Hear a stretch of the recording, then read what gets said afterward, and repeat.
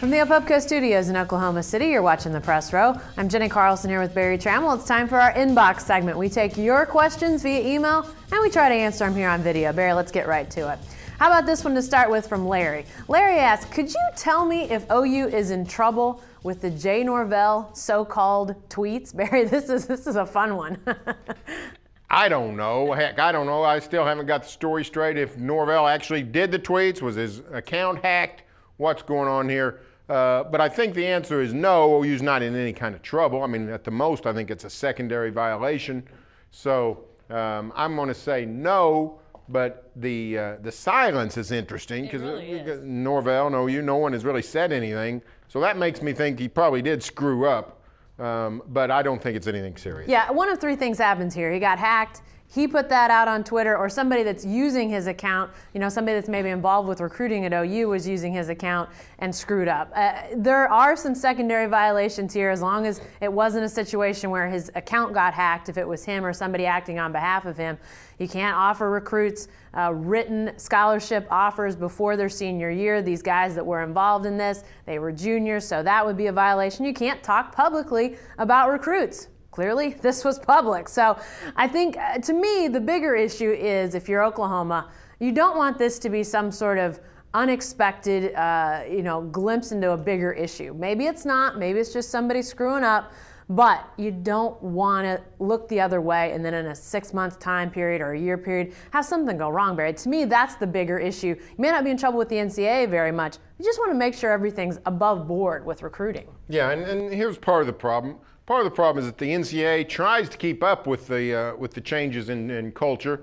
Finally got its arms around cell phones and then texting, but then here comes Facebook and then here comes Twitter. Yeah. And these poor folks at the NCAA, writing legislation takes time.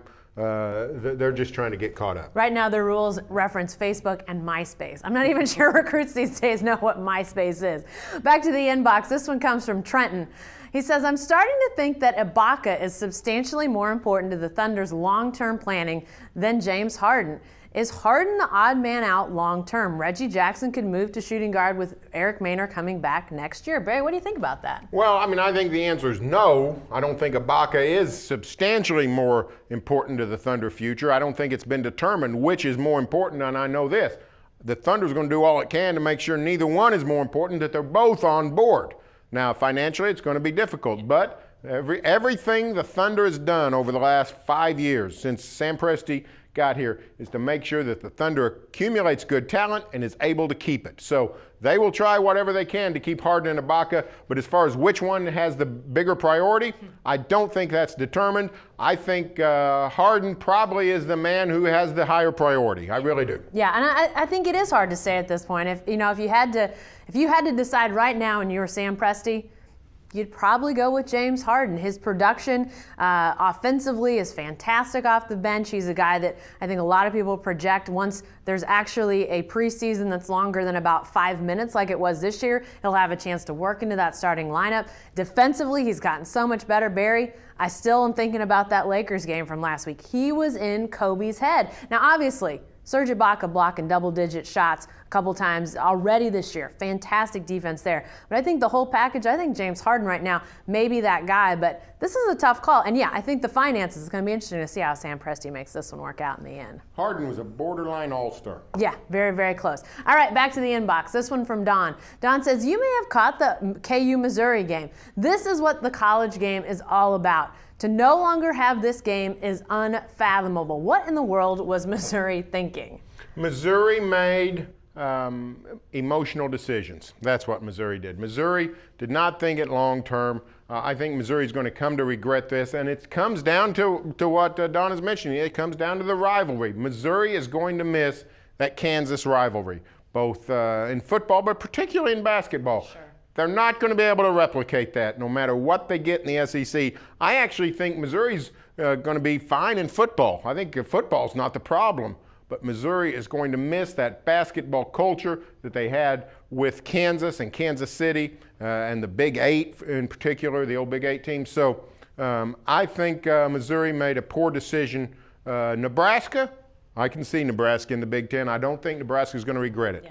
I think Missouri's going to regret leaving. Well, in Colorado going to the Pac-12. I'm not sure anybody in Boulder is regretting that. But, Don asked, what in the world was Missouri thinking? I think Missouri was thinking about long-term stability. Obviously the loss of the rival, it's huge. This was a game unlike any other. I saw people commenting on social media sites that they wanted to win this game more than they wanted to see their team go to the Final Four this year. I mean, that's the type of pressure that was on this game after Missouri won earlier in the year. So many Kansas people didn't want to end the rivalry with a loss, and Missouri people would have loved to go in there and win that game. It was a great game. It is going to be missed, but Barry, when you think about conference realignment and where those chips are going to fall, I think Missouri just finally came to the point where they said, we can't go through another bout of insecurity, of not knowing what's going on. The SEC wants us. We can go there. It may not be the best thing, but that security, that spoke pretty highly. Yeah. Oh, you're right. That was the reason given, and it's a solid reason. But Missouri suffered a little bit from an inferiority complex. Sure. The idea that, hey, if this happens again, what if we're left out?